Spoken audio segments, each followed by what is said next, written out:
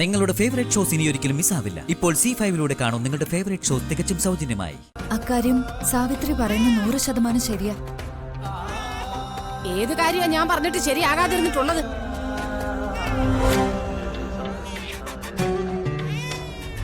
നിങ്ങളുടെ കാര്യത്തിൽ ഞാൻ പറഞ്ഞത് ശരിയായിട്ട് വന്നില്ലേ? കരഞ്ഞു കണ്ണീർ കടലിൽ നീന്തി ത്യാഗദേവതയായി മാറിയെന്ന് പറഞ്ഞിട്ടൊന്നും ഒരു കാര്യമില്ല. ജീവിതം മുഴുവൻ കരഞ്ഞു തീർക്കാതിരിക്കാനുള്ള വഴി ആദ്യം ഏതാണ്ട് നോക്കണം. മൈഥിലി ഇവിടെ നിർത്താൻ നീ സമ്മതിക്കരുതായിരുന്നു. നീ ഒരു ഉറച്ച നിലപാട് എടുത്തിരുന്നെങ്കിൽ കാർത്തി അതിന് വഴങ്ങുമായിരുന്നു. അവരവരുടെ ഭർത്താക്കന്മാര് തെറ്റ് ചെയ്താൽ അത് ചൂണ്ടിക്കാട്ടേണ്ടത് ഭാര്യമാരുടെ കടമയാണ്. ഒരു കുടുംബ ജീവിതത്തിൽ ഭാര്യയ്ക്കും ഭർത്താവിനും തുല്യ പങ്കാളിത്തമാ വേണ്ടത്. അവര് വിഷം കഴിച്ച് ആത്മഹത്യ ചെയ്യാൻ പോയിന്നൊക്കെ അറിഞ്ഞപ്പോ എന്റെ മനസ്സരിഞ്ഞു. മനസ്സലിവെന്ന വികാരമൊക്കെ നല്ലത് തന്നെയാ. പക്ഷേ അത് അർഹതയുള്ളവരോട് മാത്രമേ ആകാവൂ. മരം അറിഞ്ഞു വേണം കൊടിയിടാൻ.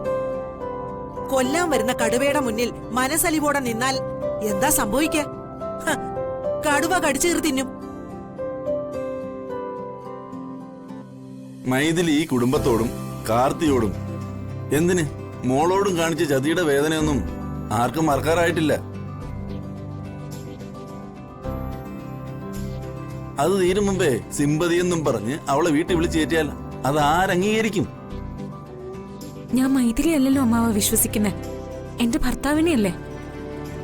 ഭർത്താവിന് ഇതിന്റെ വരും വരായികളോ ഭവിഷ്യത്തുകളോ മനസ്സിലാക്കാൻ കഴിഞ്ഞില്ലെങ്കിൽ മോൾ അത് തിരുത്തി കൊടുക്കണം. അല്ലാതെ അവൻ പറയുന്ന 100% അംഗീകരിക്കുകയല്ല വേണ്ടത്.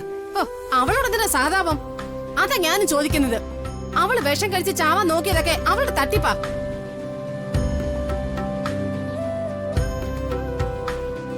മാലതിയുടെ ആങ്ങളെ എന്ന് പറയുന്ന ഇന്റർനാഷണൽ ഫ്രോഡിന്റെ കൂടെ ഇവളെ ഇറങ്ങി പോയപ്പോഴേ ഞാൻ മനസ്സിൽ കുറിച്ചിട്ടതാ. ഇനി മുതല് അവള് പെരുവഴിയാവൂന്ന്.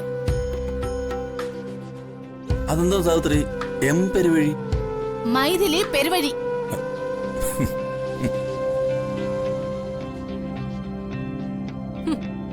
പെരുവഴിയുടെ നാത്തൂൻ മാലതി പണിക്കരും എന്റെ ആങ്ങളെ ഇവിടെ ഇല്ലാത്തത് ഭാഗ്യമായി.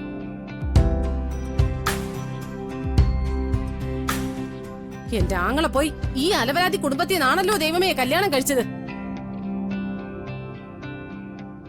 മാലതി പണിക്കർക്കിനി ഈ റിട്ടയർഡ് നാത്തൂനുമായിട്ട് എന്തെങ്കിലും അടുപ്പം ഉണ്ടാവോ?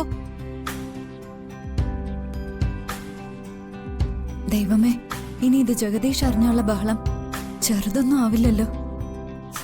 അവനായിരുന്നെങ്കിലേ ഇവളെ അകത്തേക്ക് കയറ്റില്ലായിരുന്നു. അനന്തരവന്റെ ആഗ്രഹം കുഞ്ഞമ്മാവൻ അങ്ങോട്ട് അംഗീകരിക്കും. അത്രേ സംഭവിക്കും.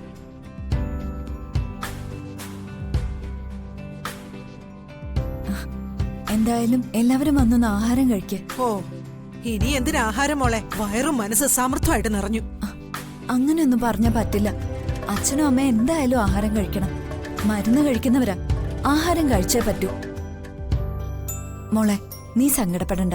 2 ദിവസം കഴിയുമ്പോ അവൻ അവളെ ഇറക്കി വിടുമെന്ന് നമുക്ക് പ്രതീക്ഷിക്കാം. ആ, ഞാൻ അച്ഛനെ വിളിച്ചിട്ട് വരാം.